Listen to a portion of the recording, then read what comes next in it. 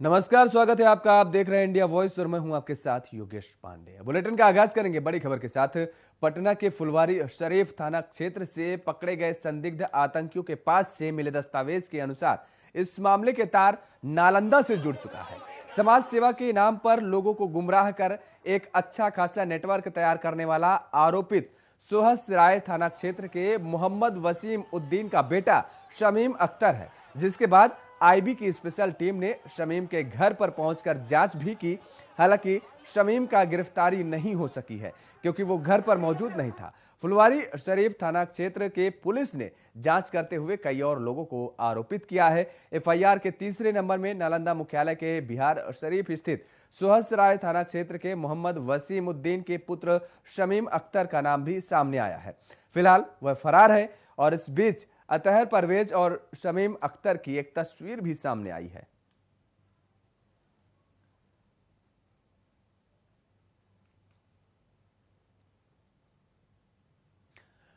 और इसी खबर पर ज्यादा जानकारी के साथ हमारे साथ फोन लाइन पर जुड़ी हमारी संवाददाता रजनी, जिस तरीके से अब ये दरअसल पूरा मामला बताया जा रहा है कि जिस तरीके से पीएफआई से जुड़ा हुआ मामला बताया जा रहा है, नालंदा से जुड़ा हुआ है पीएफआई के तार, ये भी बताया जा रहा है, तस्वीरें भी सामने आ रही हैं।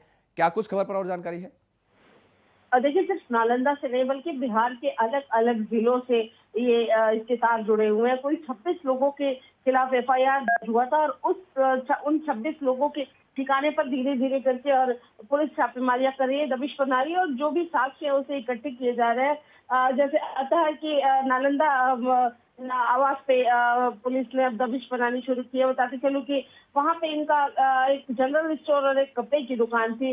ऐसे ही अलग अलग स्लीपर सेल में ये लोग जो काम कर रहे थे, कोई कहीं पे दुकान चला रहा था, कोई कहीं पे मदरसे में पढ़ा रहा था, कोई कहीं पर वकील था। तो इस तरह से अलग अलग पेशे से ये लोग जुड़े हुए थे और ये सारे स्लीपर सेल के तौर पे काम कर रहे थे और ये स्लीपर सेल यहाँ पटना में इकट्ठे हुए थे। यहाँ से इन्हें ट्रेन किया गया था और ये अपने अपने क्षेत्र में जाकर वहां पे लोगों को ट्रेन कर रहे थे। आज सुबह से जो छापेमारियां हो रही हैं उसमें नालंदा का नाम सामने आया है और बताते चलूं कि अररिया के जोकीहाट का नाम सामने आया है।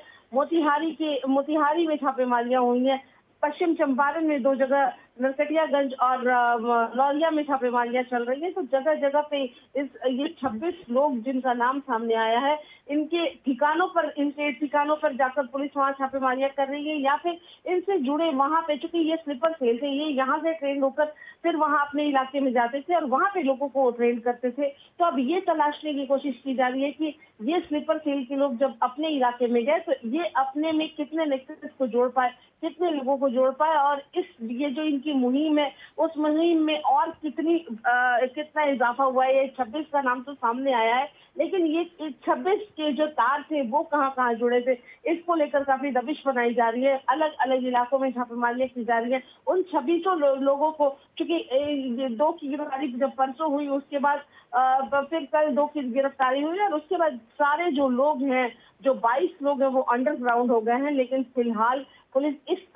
दबिश में जुड़ी हुई है कि उन 26 के खिलाफ जो भी साक्ष्य मिल सके वहां पे पूछताछ की जा रही है, इनके इलाके में पूछताछ की जा रही है। देखिए, जिस तरह से नालंदा के जिस बंदे का नाम सामने आया है उसके साथ न सिर्फ इससे जुड़े हुए बल्कि बिहार में इलेक्शन के दरमियान भी उस पर कई ऐसे आरोप लगाए गए थे, कई ऐसे भड़काऊ भाषण भी अभी हाल फिलहाल के दिनों में उसके भड़कीले भड़काऊ भाषण भी अपलोड किए गए हैं, उसे भी आप सुन सकते हैं। तो इनके तार कैसे जुड़े हुए थे, ये नेक्सस कैसे काम करता था, अपने अंडर लोगों को कैसे ये ट्रेन करता था, ये तमाम जानकारी जुटाई जा रही है। वहां पर जो इनके परिजन मिल रहे हैं, जब उनसे बात करने की कोशिश की जा रही है तो ये तमाम जो इनके परिजन हैं या इनके जानने वाले हैं दबी जुबान में जरूर बोल रहे हैं, लेकिन कैमरे के आगे आने से हर कोई इनकार कर रहा है, हर कोई अपना आक्रोश दिखा रहा है। जी बिल्कुल रजनी, लेकिन बताया जा रहा है कि शमीम विधायकी का चुनाव भी लड़ चुका है।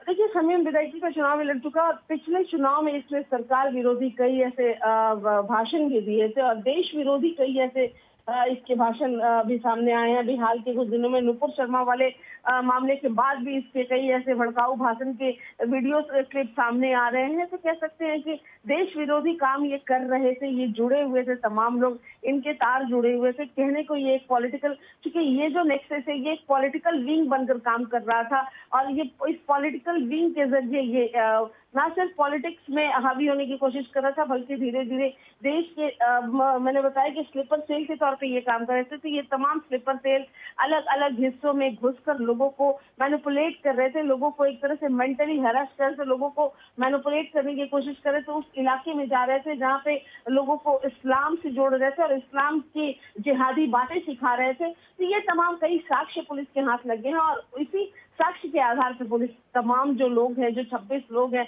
जिनके एफआईआर में नाम आई है, जिनके खिलाफ साक्ष्य मिले हैं, तो इनसे जुड़े तमाम जो पहलू है उन्हें खंगालने की कोशिश की जा रही है। चलिए, बहुत बहुत शुक्रिया तमाम सारी जानकारी देने के लिए रजनी।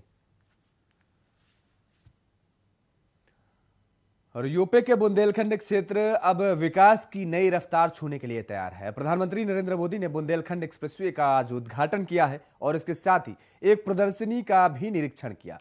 प्रधानमंत्री नरेंद्र मोदी ने एक्सप्रेसवे का उद्घाटन करते हुए कहा कि सीएम योगी के नेतृत्व में यूपी की तस्वीर लगातार बदल रही है। एक्सप्रेसवे सिर्फ वाहनों को ही गति नहीं देगा, बल्कि पूरे औद्योगिक गति को रफ्तार मिलेगी। इसके साथ ही पीएम ने विपक्ष पर भी तंज कसा और कहा कि हमारे देश में मुफ्त की रेवड़ी बांटकर वोट बटोरने का कल्चर लाने की कोशिश हो रही है। यह रेवड़ी कल्चर देश के विकास के लिए बहुत घातक है। इस रेवड़ी कल्चर से देश के लोगों को बहुत सावधान रहना है। रेवड़ी कल्चर वाले कभी आपके लिए नहीं नए एक्सप्रेसवे नहीं बनाएंगे।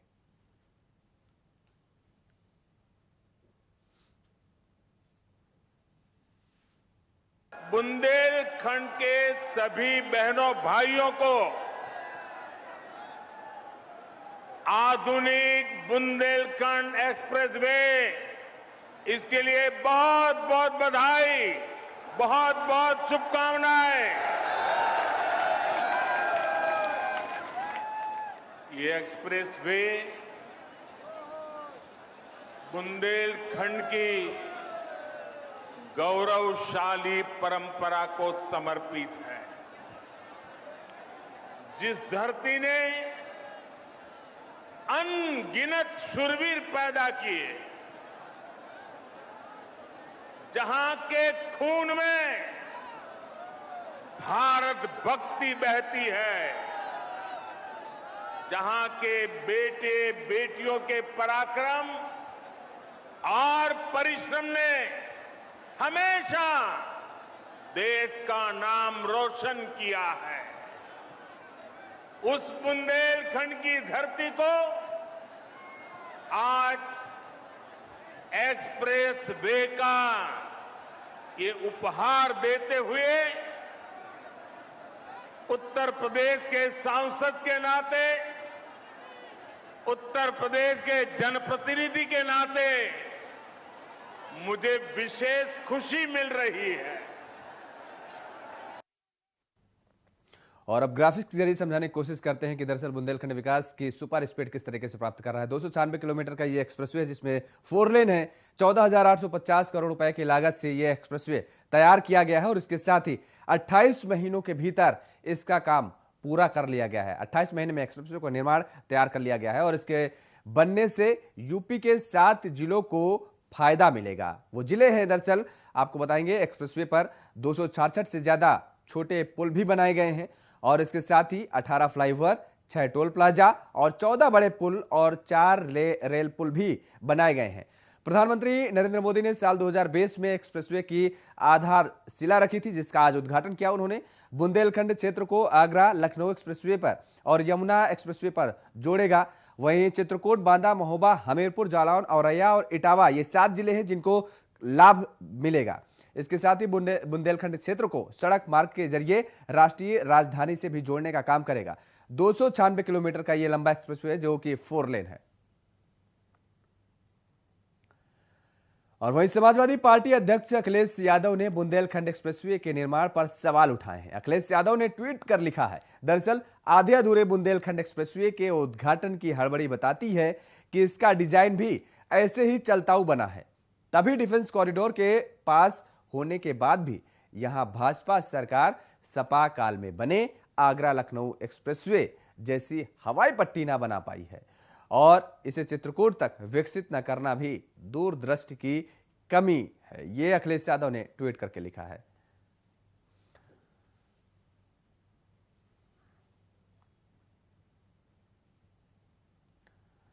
वहीं जन अधिकार पार्टी के राष्ट्रीय अध्यक्ष और पूर्व सांसद राजेश रंजन समस्तीपुर दौरे पर पहुंचे, जहां विभूतिपुर थाना इलाके में हुए गैंगरेप के शिकार पीड़िता से सदर अस्पताल में मुलाकात भी की।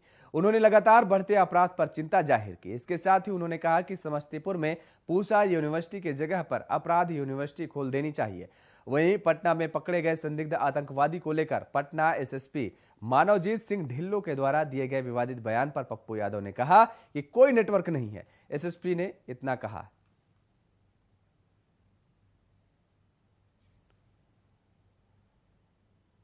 और इस बीच आपको सीधे दिल्ली ले चलते हैं, जहां पर दिल्ली के मुख्यमंत्री अरविंद केजरीवाल क्या कुछ कह रहे हैं वो आपको सुनाते हैं।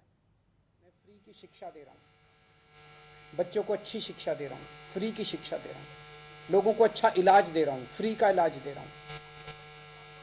अगर कभी भगवान ने चाहा तो पूरे देश के एक एक बच्चे को हम फ्री की शिक्षा देंगे, अच्छी शिक्षा देंगे, शानदार शिक्षा देंगे। देश के एक एक व्यक्ति को हम अच्छा इलाज देंगे, फ्री का इलाज देंगे, शानदार इलाज देंगे। इससे देश की नींव रखी जाएगी। ये काम 1947 में 1950 में हो जाना चाहिए। और जब तक हम अपने देश की नींव नहीं रखेंगे, जब तक हमारी नींव मजबूत नहीं होगी, तब तक भारत दुनिया का नंबर वन देश नहीं बन सकता। हम भारत के अंदर कैपेबिलिटी है, कैपेसिटी है आगे बढ़ने की, लेकिन उसके लिए हमें एक ईमानदार राजनीति की जरूरत पड़ेगी।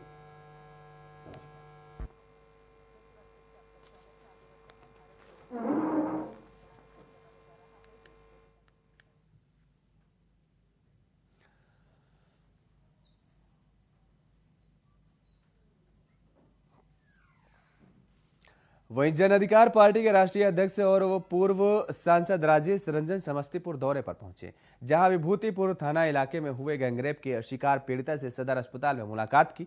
उन्होंने लगातार बढ़ते अपराध पर चिंता भी जाहिर की। इसके साथ ही उन्होंने कहा कि समस्तीपुर में पूसा यूनिवर्सिटी की जगह पर अपराध यूनिवर्सिटी खोल देनी चाहिए।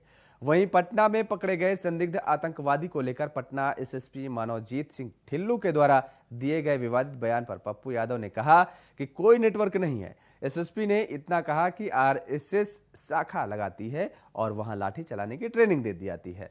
साथ ही उन्होंने कहा कि कोई पार्टी एक संस्था बनाती है कि हमें भी एक गलत विचारधारा के खिलाफ अपनी विचारधारा को खड़ा करना है।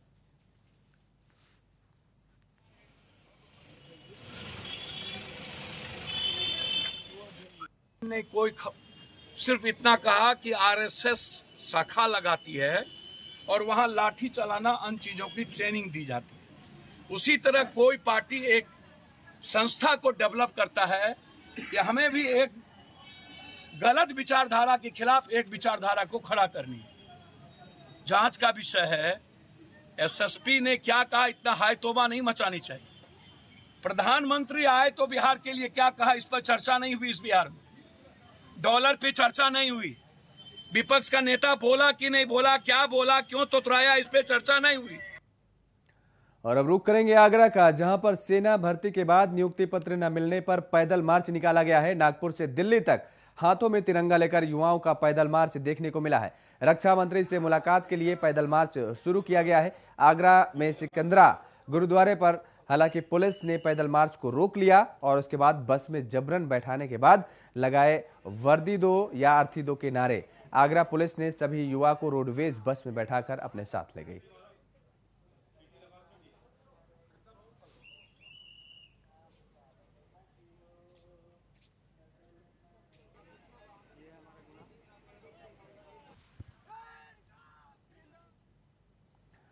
और उधर कन्नौज में ध्वस्त बिजली व्यवस्था के खिलाफ सपा ने विरोध प्रदर्शन किया है। दर्जनों सपा कार्यकर्ताओं ने बिजली विभाग के खिलाफ विरोध जताते हुए नारेबाजी की और बिजली व्यवस्था को दुरुस्त करने की मांग करते हुए ज्ञापन भी सौंपा।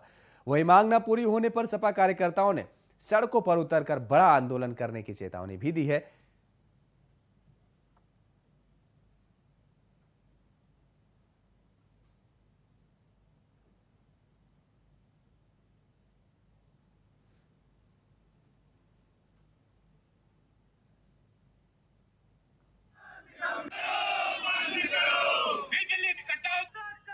बिजली 6-7 घंटे मिल पा रही है। किसान, बारिश नहीं हो रही थी, किसान परेशान था, ऊपर से बिजली नहीं आई, किसान की कमर टूट गई।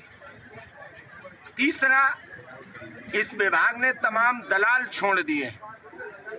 जो बिजली के गलत बिल, पहले यहाँ के बाबू लोग गलत बिल वो कर देते हैं, उसके बाद फिर आदमी चक्कर लगाता है, पैसा दे देता है तो ठीक हो जाते हैं, और नहीं तो ये दलाली बंद हो, इनका शोषण बंद हो। लाइनें खराब हो गई हैं गांव और शहरों की। और भदोही पुलिस के प्रयास से युवक की घर वापसी हुई है। पुलिस ने विदेश मंत्रालय की मदद से युवक के घर वापसी कराई है। दरअसल भदोही जनपद का एक युवक सऊदी अरब के जिद्दा शहर में पिछले कई महीनों से फंसा हुआ था। एग्रीमेंट खत्म होने के बाद भी जिस कंपनी में वह काम कर रहा था, उस कंपनी के द्वारा युवक को घर नहीं आने दिया जा रहा था। युवक और उसके परिजन लगातार प्रशासन और सरकार से मदद की गुहार लगा रहे थे।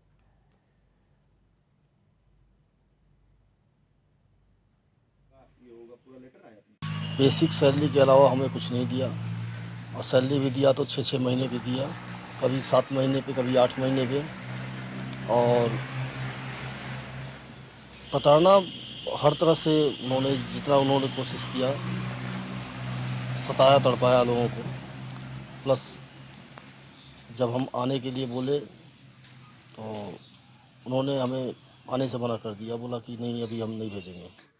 हम आप लोगों का आभारी। क्या कहेंगे, आपके बेटे जो है वो सऊदीया से आ गए हैं, घर कैसा लग रहा है आप लोग? आ गए हैं, आत्मा ईश्वर आप ही लोग, जिसके आप ही लोग को तो आया है। क्या नाम सोनपुर डी, थाना कोयरोना, जनपद भदोही के एक व्यक्ति श्री राकेश उपाध्याय 2019 से सऊदी अरेबिया में थे। इनका एग्रीमेंट समाप्त होने के बावजूद लगभग 1.25 साल से ये वहाँ पर फंसे हुए थे। इनके परिजनों और इनके शुभचिंतकों ने इस व्यथा को ट्वीट के माध्यम से व्यक्त किया था। इनकी व्यथा का तुरंत संज्ञान लेते हुए भदोही पुलिस ने इनकी समस्या को विदेश मंत्रालय को इनकी समस्या के बारे में अवगत कराया। विदेश मंत्रालय ने इस पर तुरंत कार्रवाई करते हुए भारतीय दूतावास के माध्यम से इनकी सकुशल घर वापसी सुनिश्चित की है। आज ये सुरक्षित अपने घर लौट आए और अपने परिजनों के साथ खुशी से। उधर बिहार के पूर्वी चंपारण जिले मोतिहारी के एकमात्र भीमलपुर जंगल का जिलाधिकारियों ने जायजा लिया। इस दौरान उन्होंने कहा कि भीमलपुर जंगल जल जीवन हरियाली अभियान का एक नमूना है। भविष्य में इस जंगल की बायोडायवर्सिटी पार्क के रूप में भी विकसित किया जाएगा। इस दौरान उन्होंने सार्वजनिक कुआं जीर्णोद्धार का भी जायजा लिया। भीमलपुर जंगल प्राचीन इतिहास है और 302 एकड़ भूमि में फैले इस जंगल के अपनी पौराणिक इतिहास भी रहा है।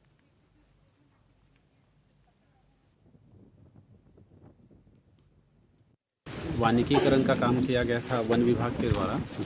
तो बेसिकली उसको जो जल जीवन हरियाली बिहार सरकार का जो अभियान है उसके तहत जो हरियाली किस तरीके से तैयार हो जाती है अगर हम फॉरेस्ट ट्री प्लांटेशन करते हैं, तो एक नमूना यहाँ पे दिख रहा है। भविष्य में जो है इसको एक बायोडाइवर्सिटी पार्क के रूप में जो है विकसित करने का प्रयास हमारे स्तर से रहेगा।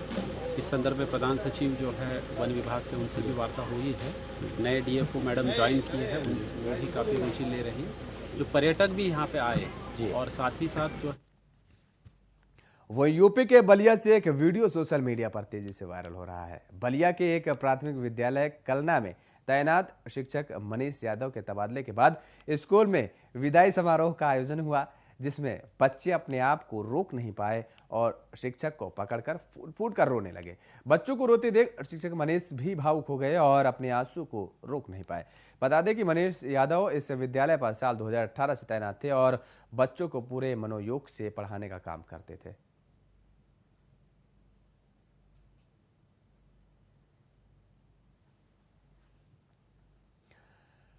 रुक करेंगे मुरादाबाद का, जहां पर मामूली कहा सुनी में दो पक्षों में खूनी संघर्ष हुआ है। दोनों ही पक्षों में जमकर मारपीट हुई।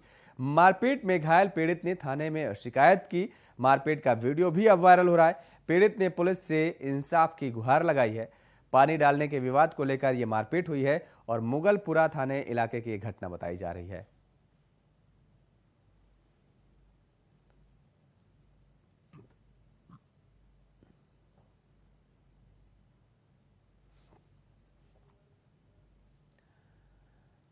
इन दिनों सेल्फी का क्रेज है। जिसके पास एंड्रॉयड फोन है वह सेल्फी लेने में पीछे नहीं हटता है। हालांकि कई बार सेल्फी लेने के दौरान हादसे में लोगों की जान तक चली जाती है। ऐसा ही एक मामला उत्तर प्रदेश के उन्नाव जिले में सामने आया है। यहां एक किशोर की सेल्फी लेने के दौरान मौत हो गई। बताया जा रहा किशोर कमरे में बेड पर लेटकर लाइसेंसी रिवॉल्वर से सेल्फी ले रहा था। उसी दौरान अचानक ट्रिगर पर उंगली दब गई और गोली कनपट्टी पर जा लगी, जिससे मौके पर ही युवक की मौत हो गई।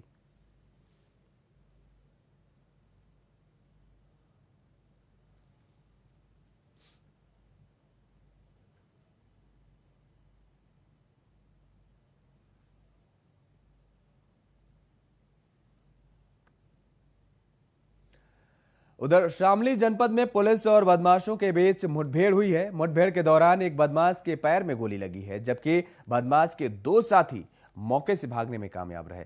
पकड़े गए बदमाश पर लूट व हत्या के प्रयास में कई मुकदमे दर्ज हैं। फिलहाल पुलिस ने घायल बदमाश को हॉस्पिटल में उपचार के लिए भर्ती करा दिया है और फरार बदमाशों की तलाश में पुलिस ने जंगलों में कॉम्बिंग भी शुरू कर दी है। पुलिस का दावा है कि जल्द ही दोनों फरार बदमाशों को गिरफ्तार कर लिया जाएगा।